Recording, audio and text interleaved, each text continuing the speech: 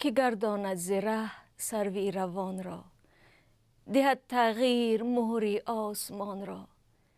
جراحت های تن را می توان بست، کی می بندد جراحت های جان را.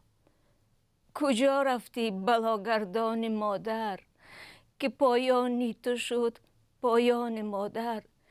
پس از تو در جهانی تیغ بازان، نه مادر ماند و نه جان جان مادر. غمم نشد که قابل جان من رفت، همایون روی گلگردان من رفت. ز دستی دوزخیان ملک کوش، پراور طایر رضوان من رفت.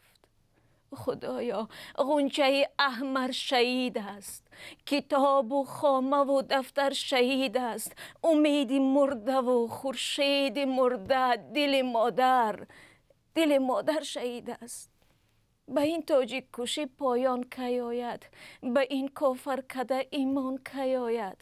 همه ناآدمی از بی خدایی است، به این دیر کهن انسان کی آید.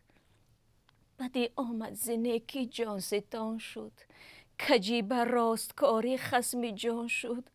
چو دیدم تازه گلها غنچه مرگند، به خود گفتم که پایان جهان شد. پرید آن قاصد خوش طلعت ما، ملک مانا و تاجیک صورت ما. کدامین خامه اصلاح درآرد، به اوراق سیاه قسمت ما. جهان از رفتنت خون جگر شد، نظامی گردش گردون دیگر شد. ز دست ناحقان فرزند تاجیک، به حق پیوست و فرزند بشر شد. خدایا ظلم را بردار، خدایا مهر را بگذار.